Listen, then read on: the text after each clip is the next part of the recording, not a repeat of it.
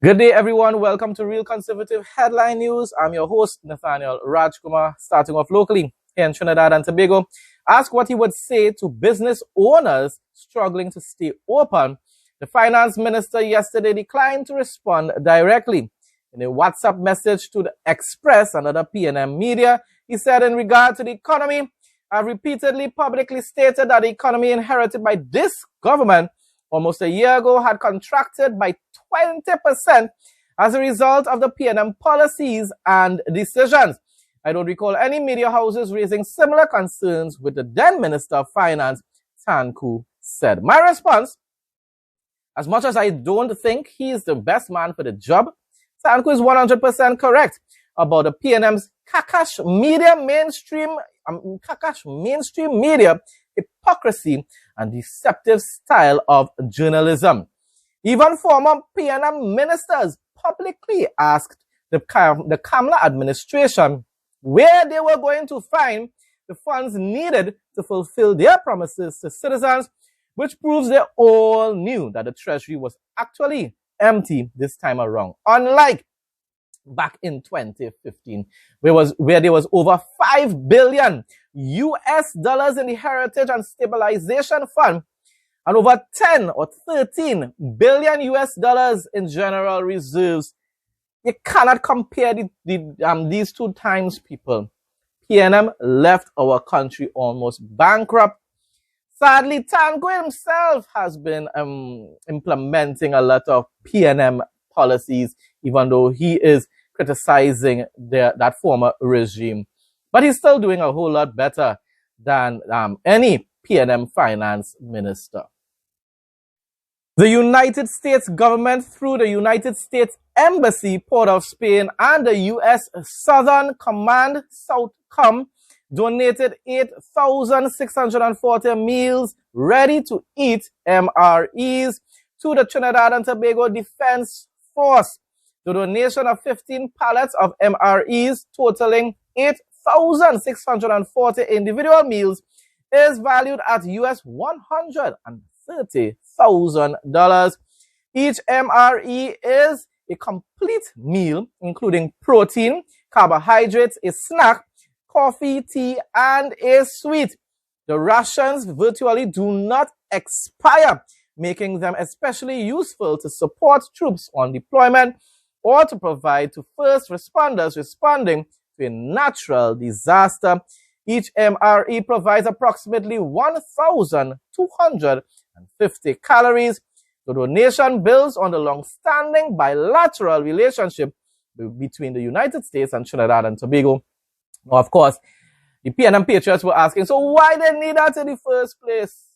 Don't know. I'm telling him, PNM patriots, tribal Trinis, they don't like to look or take precautions, in advance, They don't like to be proactive. Everything is always reactive. In case something takes place in the future, they're going to need it. You don't think so?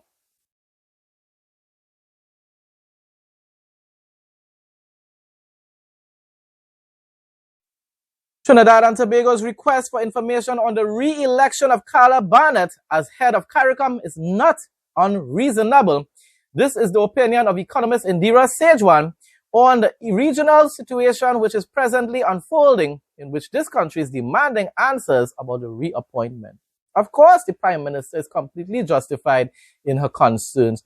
It was totally disrespectful of CARICOM members to go ahead and vote for the reappointment of this woman without informing the Prime Minister of Trinidad and Tobago that it was going to take place. She should have been formally invited, just like how, Rowley had an issue with PNM not formally inviting him to some anniversary gathering. Well, this is much more important than a PNM anniversary gathering, people. This was the re-electing of a very important position in the CARICOM membership. And yet, Trinidad was not notified about it. That is total nonsense. You're talking about the head of CARICOM, people. The individual was re-elected to be the head of CARICOM, and yet the Prime Minister of Trinidad and Tobago was not made aware of that. That is nonsense, total nonsense. and they should be held accountable for their actions. There is nothing like a retreat at which a decision like this is made. So the real issue is that a flawed process was used for the reappointment, and therefore the Prime Minister is justified in asking for clarification, because, CARICOM itself cannot go against its own guiding laws and regulations in terms of how it acts. Ms. Ajawan emphasizes that the only body empowered to re-elect its chair is the Conference of Heads of Government.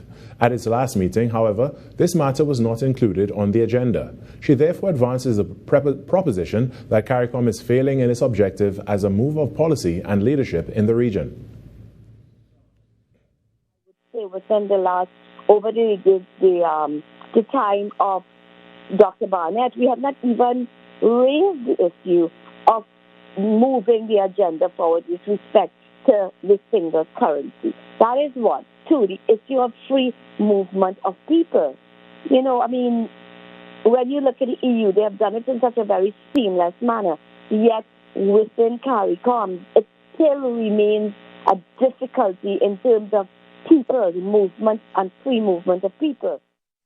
The Economist argues that Trinidad and Tobago is fully within its right to demand answers, even to the extent of withholding its contributions as a means of pressing for accountability. In CARICOM is very, very much needed. And as a country, Trinidad and Tobago, that spends, as you pointed out, we contribute 22% of the budget of CARICOM. It is realistic for our Prime Minister to demand accountability and to demand transparency and to demand that objectives that are set within CARICOM are in fact met. Wednesday, April 8th Weather Report, Trinidad to Tobago. Weather Summary. Morning, pre-dawn to early morning showers are possible, particularly over eastern areas. Afternoon, mostly sunny to partly cloudy with a 35% chance of light rain or isolated showers. There is a medium chance for heavier showers or isolated thunderstorms, specifically favoring southern to western regions of Trinidad. Night conditions are expected to become generally fair or partly cloudy with a low chance of lingering showers. Hazards, gusty winds to localized street or flash flooding are possible in the event of heavier downpours. Hourly forecast. 6 a.m. to 9 a.m. cloudy to light rain. 23 degrees Celsius to 27 degrees Celsius, 10% to 25% chance of rain. 10 a.m. to 1 p.m. partly sunny. 28 degrees Celsius to 29 degrees Celsius, 15% to 35% chance of rain. 2 p.m. to 5 p.m. partly sunny. 27 degrees Celsius to 28 degrees Celsius, 0% to 10% chance of rain. 6 p.m. to 9 p.m. clear to sunny. 24 degrees Celsius to 26 degrees Celsius, 0% chance of rain. 10 p.m. to 11 p.m., clear to partly cloudy. 24 degrees Celsius, 0% chance of rain. Marine forecast.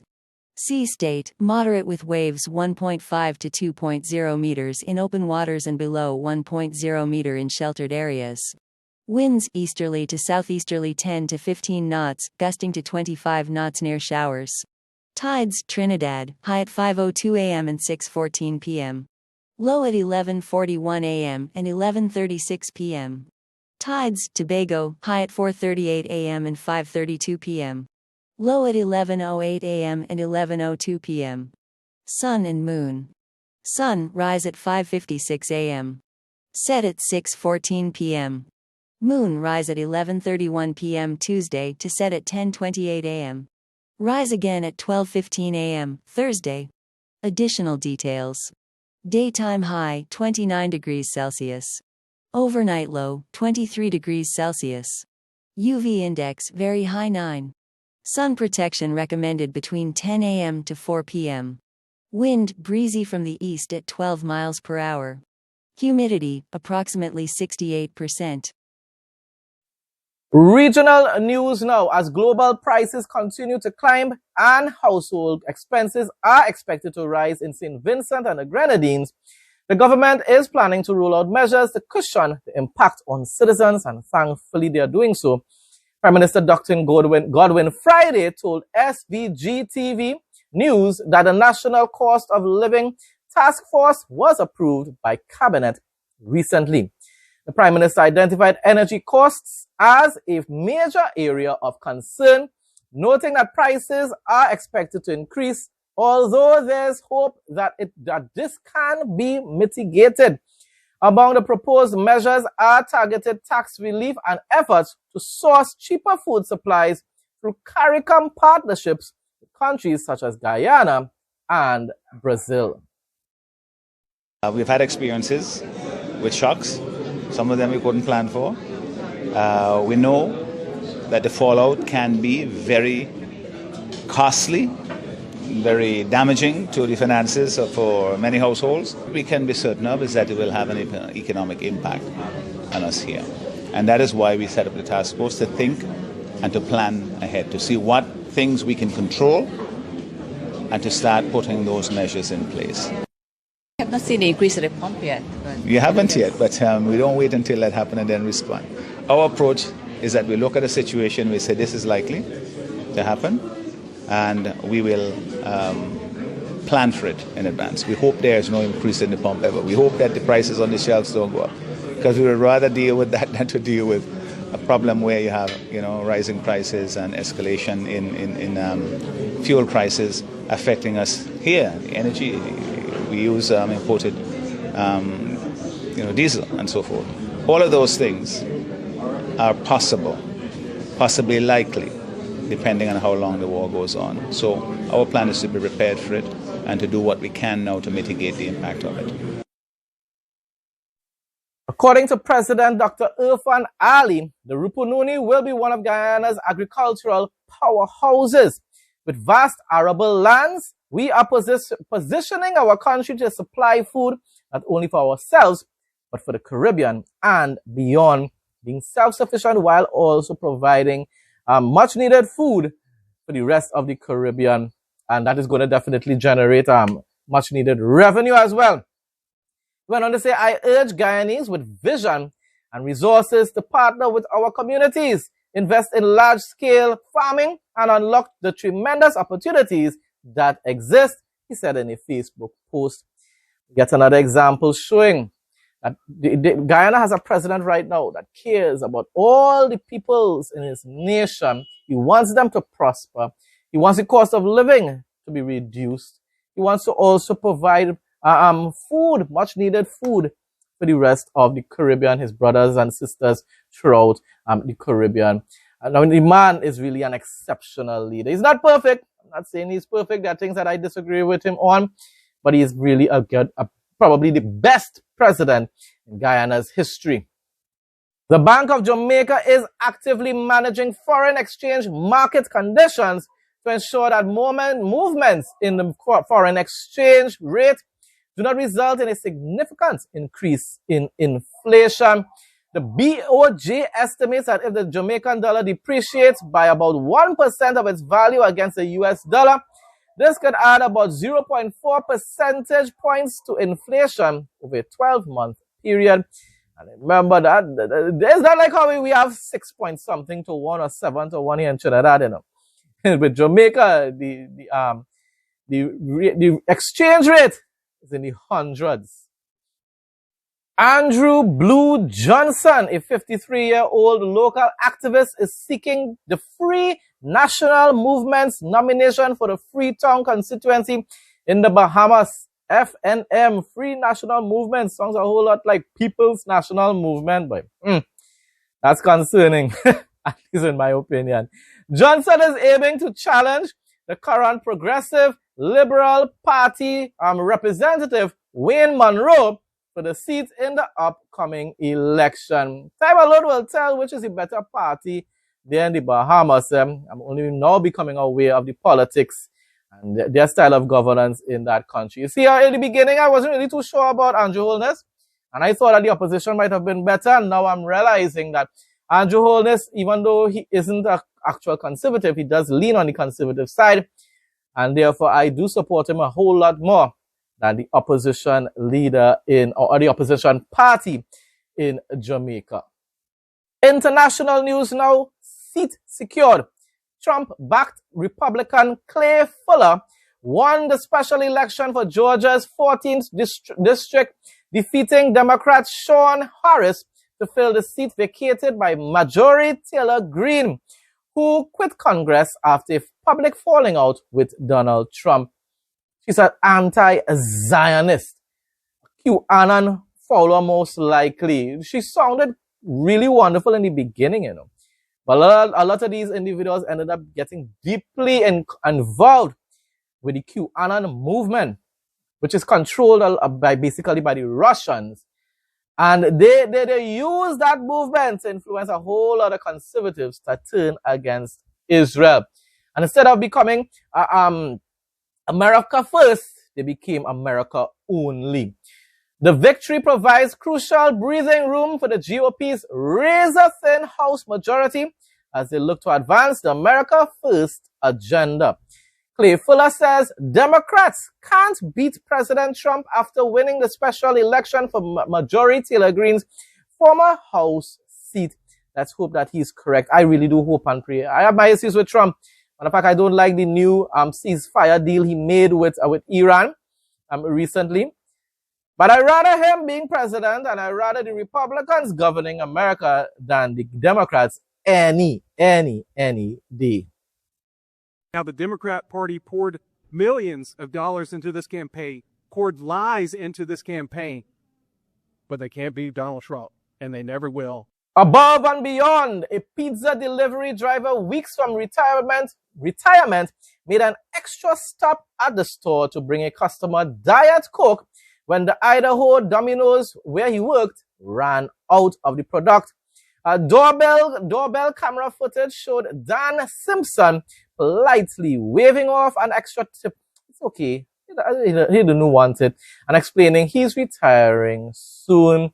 Sometimes it's not just about the money, you know. I mean, he probably wanted to have good memories ending his job and going into retirement.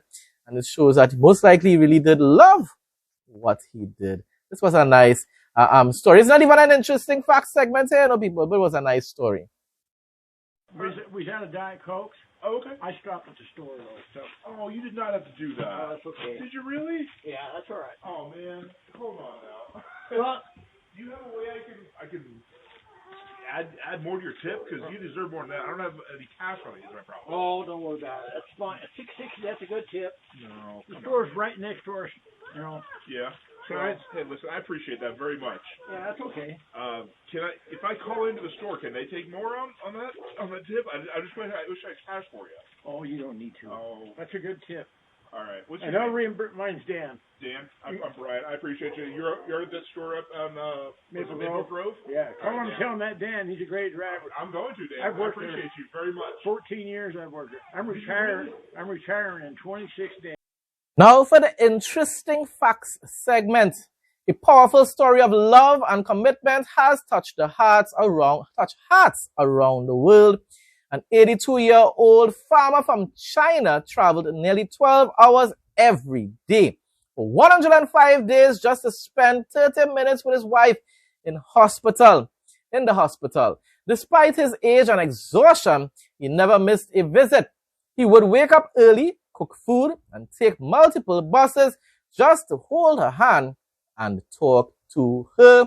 The couple had been married for over 50 years, showing what true lifelong love really means. Even during her illness, he cared for her in the smallest ways, reminding everyone that real love is about presence, not convenience. In a fast-moving world, this story is a reminder that genuine love still exists in these times, in these end times. It is rare, but it definitely still exists. It's a wonderful example of how a man is supposed to really be. You can be strong, you can be macho and all, and yet show love and respect and value for your wife and, of course, your children if you have kids.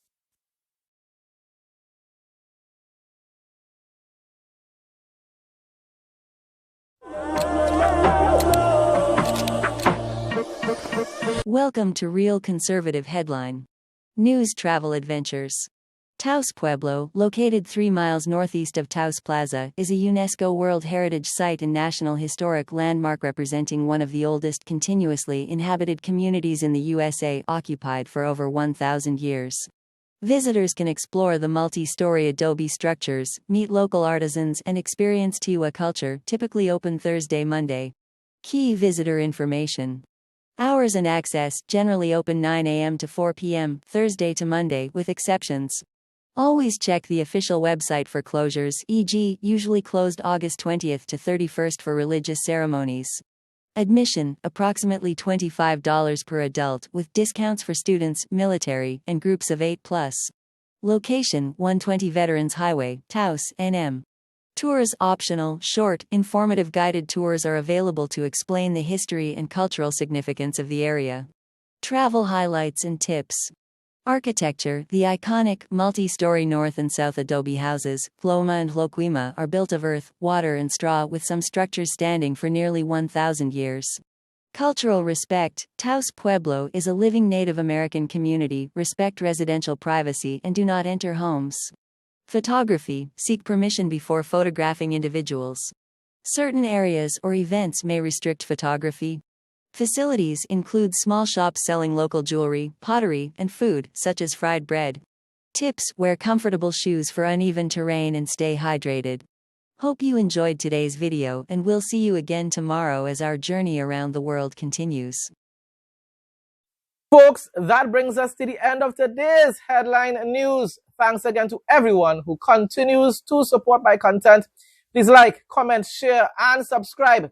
Stay blessed and stay safe, most of all. In Jesus' name.